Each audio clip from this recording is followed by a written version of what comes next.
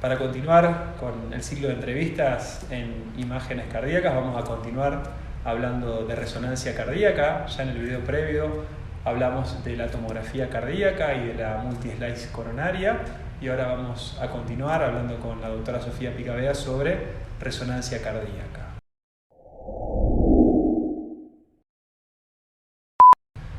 En lo referente a lo que es la resonancia cardíaca, Sofía, ¿qué tipo de información nos puede brindar este estudio? Bueno, la resonancia magnética cardíaca es un estudio que está dedicado para ver la estructura y la función del corazón. O sea, anatomía y función, por ejemplo, de cardiopatías congénitas, para estudio de miocardiopatías, que son enfermedades propias del músculo cardíaco, como la miocardiopatía hipertrófica, miocardiopatía dilatada, las miocarditis, que son inflamaciones del músculo cardíaco. También nos aportan información en la enfermedad coronaria, cuando hay sospecha de cardiopatía isquémica, en pacientes que han tenido un infarto, para evaluar masas, tumores cardíacos, para evaluar justamente el pericardio, que ya habíamos dicho que es la estructura que regula el corazón. Cuando está inflamado, eso nos da una señal distinta en resonancia, por ejemplo en casos de pericarditis. Esto es fundamental, todas estas patologías asociadas que nos permite diagnosticar la resonancia, y cada una de estas tiene su peculiaridad.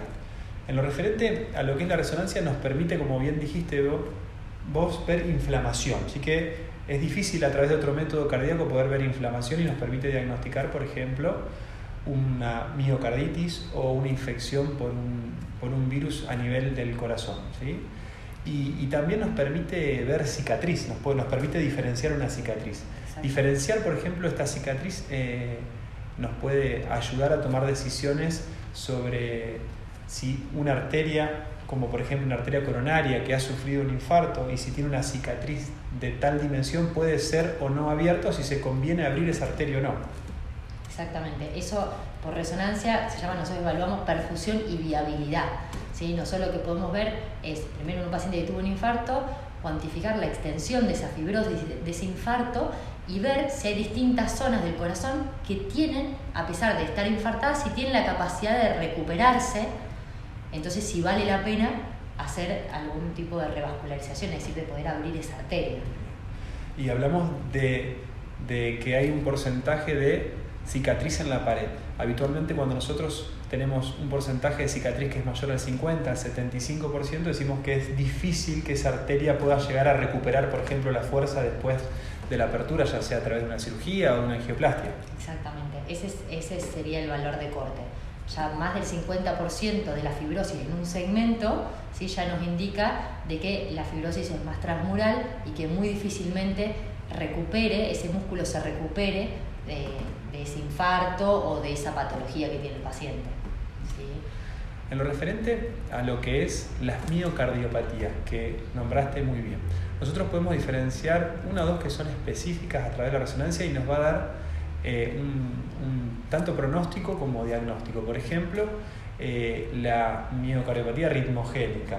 En la miocardiopatía ritmogénica, ¿qué es lo que podemos encontrar ahí y qué decisión nos puede ayudar a tomar, por ejemplo? Bueno, nosotros lo que podemos encontrar es que el ventrículo derecho, que es una de las cavidades del corazón, justamente la cavidad derecha, puede estar severamente dilatado. Hay alteraciones en la contractilidad del ventrículo, y eso lo podemos ver bien por resonancia, porque tiene un alto detalle anatómico, digamos, podemos ver bien la cavidad ventricular. Podemos observar que hay depósito de grasa rodeando las paredes del ventrículo derecho, y hasta incluso podemos observar fibrosis, ¿sí? Entonces, esto es todo un marcador pronóstico, porque el paciente puede tener mayor riesgo a arritmias, y esas arritmias que lo desestabilicen hemodinámicamente. Perfecto. Y diríamos que es una de las formas principales de diagnosticar cuando hay una sospecha, porque es muy difícil ver, por ejemplo, esto que nombrabas como una infiltración grasa o esta cicatriz a través de otro método, por ejemplo. Sí, totalmente. Bien, en lo referente a lo que es la resonancia para ver el funcionamiento del corazón y poder calcular qué fuerza tiene, qué rol tiene la resonancia ahí. Bueno, la resonancia hoy en día es el gold estándar para cuantificar volúmenes ventriculares, es decir, cuántos mililitros tiene cada cavidad del corazón. y para evaluar la estructura cardíaca y además para la caracterización tisular, porque tiene una importante capacidad para diferenciar distintos tejidos, diferencia muy bien los tejidos.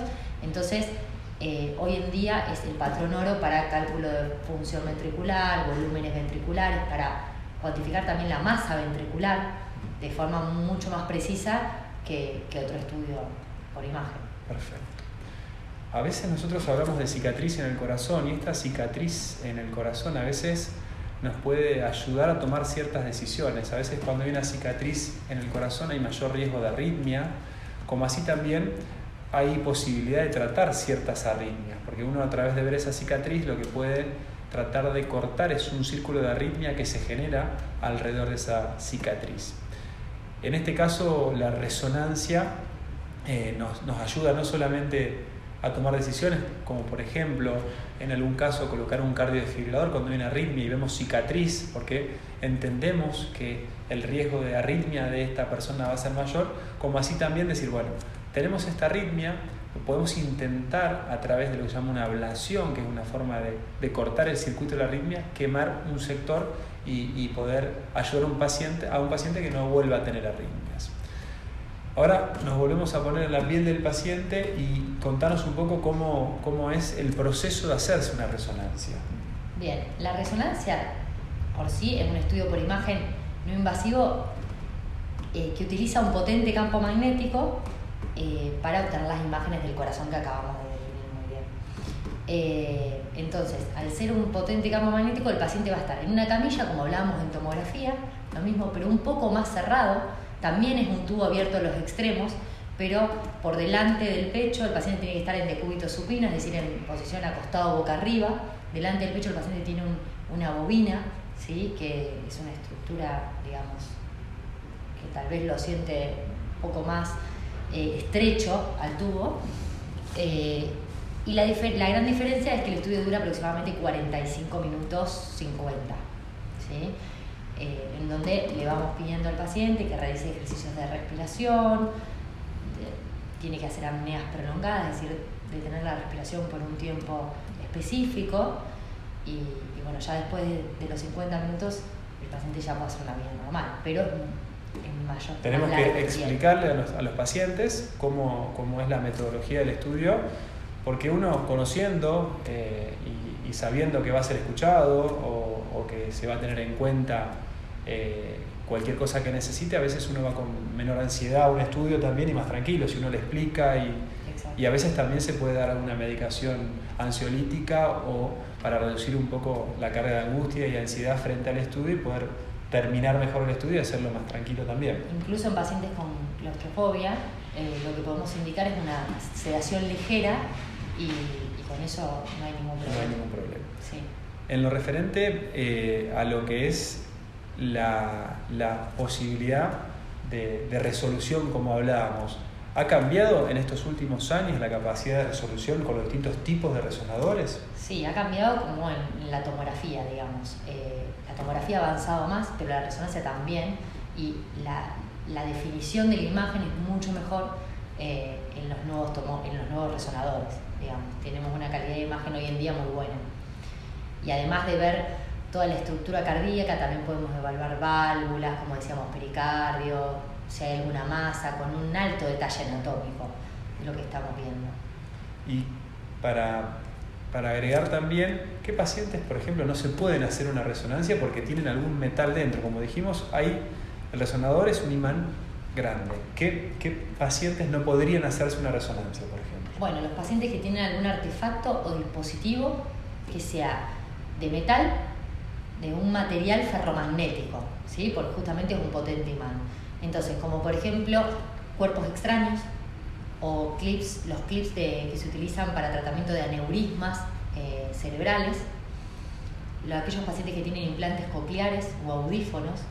Y en el caso de los dispositivos, hoy en día ya es más una contraindicación relativa, porque la mayoría de los dispositivos, ya sea marcapasos o cardiodefibriladores implantables, ya hoy en día son compatibles con el resonador. Únicamente, obviamente, que hay que prepararlo antes, hay que setear, digamos, el dispositivo antes de ingresar al resonador, pero hoy en día no estamos teniendo problemas para poder hacerlo. Y a nivel, por ejemplo, de válvulas protésicas o de alguna cirugía valvular previa que sea mecánica o de alguna... No hay ninguna contraindicación formal, salvo algunas válvulas mecánicas muy viejas, pero la mayoría de las válvulas mecánicas funcionan. Y lo referente a lo que es prótesis, por ejemplo, de cadera, rodilla... Si tiene material, obviamente la mayoría de las veces no, pero siempre hay que estar seguros de que no tenga un material ferromagnético. Perfecto. Muy bien. Si tendrías que volver a describir un poco cuáles serían las principales indicaciones para realizar una resonancia.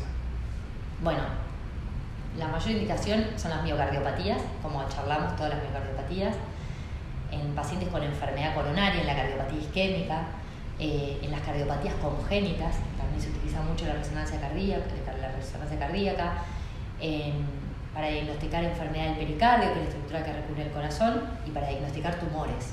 Perfecto. Podemos diferenciar distintos tipos de tumores de acuerdo a las características, por esta capacidad que yo te decía de poder diferenciar los tejidos, y podemos ubicarlo bien, ayudarlo al cirujano para poder extraerlo de la mejor forma posible. Perfecto. Bueno, muchas gracias, espero que les sea de utilidad y escuchamos sus comentarios.